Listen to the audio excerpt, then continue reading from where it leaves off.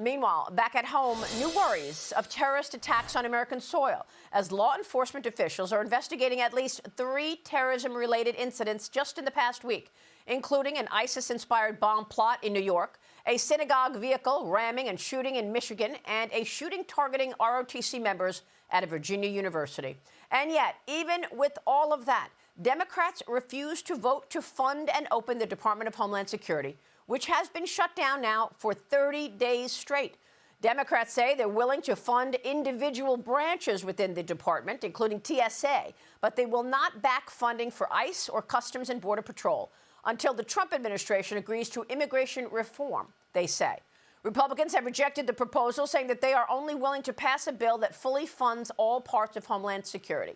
The result? Massive delays at many airport security checkpoints around the country, just as the spring break begins for millions, and TSA agents are working without pay, having missed their first full paycheck this past Friday. And of course, the other reality is spiking oil and gas prices.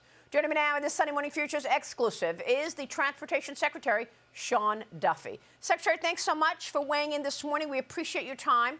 Can you give us the impact of this 30-day shutdown of the Department of Homeland Security? Yes, as you mentioned, TSA agents have missed a partial payment. They just missed a full payment. These are men and women who don't make a lot of money.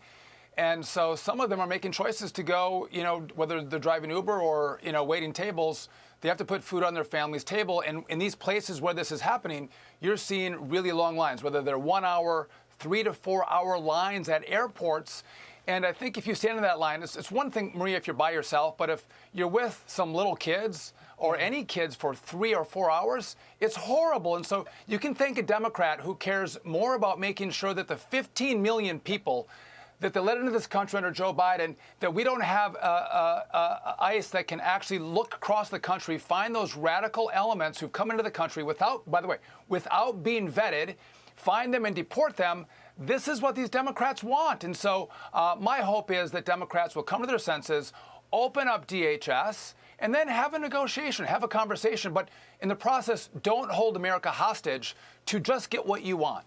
Yeah, and then to say that, they want immigration reform. I mean, you all have wanted immigration reform for a decade, and now they're suggesting that this is on Trump for immigration reform. But I want to get your take on the long-term impact of this, Secretary, because, we know that the president is expecting this spike in oil and gas to be short-term. But there are long-term impacts to the employees that work for the Department of Homeland Security, the employees at TSA. Are they, those who left the job, are they coming back? What are you going to do in terms of the workforce? Yeah, so, first of all, 300 TSA agents have quit. The number of call-outs are double what they were before. So you're right.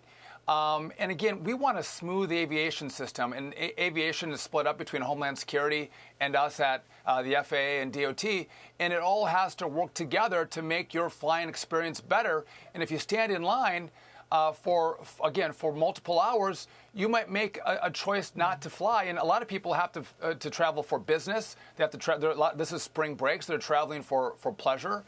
And so it does have an impact, but you know what? We're going to get through this. I think Democrats are going to come to their senses. Look at Senator Slotkin from Michigan, where there was a synagogue attack.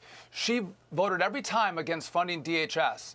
And once the threat to her community was real from radicals, now she says, let's open up DHS. And I think it begs the question, are Democrats waiting for Americans to get hurt, to get killed, before they actually put your security before those who have come to this country unlawfully and illegally? I hope that's not their position, but we can get to a better place if they would just come to their senses and negotiate after they open it up.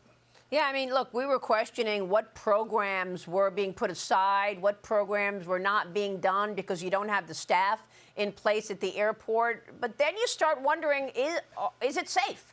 So what are you doing to ensure that we've got safe situation to fly while also trying to cut back and deal with the reality of a lot fewer people on the job? Listen, that's a great question. The reason you have such long lines is because TSA is looking at everybody who, comes through the line, right? They're not shortchanging it because they have less people. The line is long because they have less people, and it takes longer to actually screen them. So it's not impacting safety and security at the airport. It's just your time at the airport.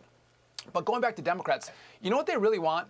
They want to make sure ICE agents take off their masks. Why?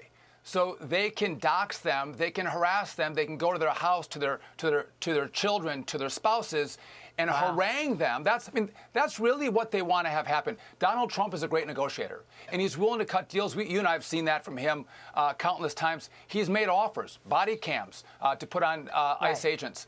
But the fact that Democrats, that's not enough for them. They want to make sure they can destroy the ICE agent who's working for the government, working for the American people to keep you safe.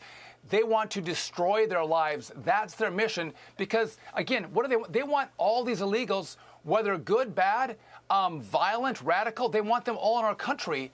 And they'll do all they can to make that happen. And is ICE still trying to take out the criminals in this country?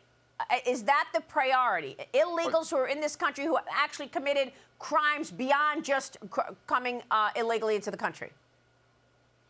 I think the term of art from President Trump is the bad hombres. Take out the bad hombres. Yes, and by the way, there's a lot of them.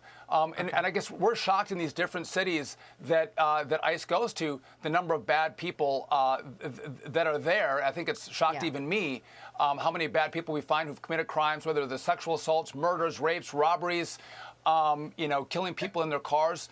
That has to stop. Okay. And again, just one quick point, Maria. I do think you're going to see a place where we give insurance to the vessels in the Strait of Hormuz. And once this gets once we get a little more clarity on the security risk, we're going to have not just the U.S., but our partner countries. You mentioned this with Doug Burgum, help with the escorts. When those escorts and we have the insurance, you're going to start seeing oil flow. We're able to have this fight with Iran only because President Trump and his American dominance initiative to bring oil prices down, allowing us to absorb their shock. But President Trump said it's going to be 4 to 6 weeks in this fight. We're only 2 weeks in, and Democrats are losing their mind. Let this play out. Let's win, and let's bring security and safety to the economy and to the region and to the world. We got to jump. But in terms of the insurance and transportation help from the Navy, how far away is that? 4 weeks away? Or, I mean, that can't be done overnight. We know that.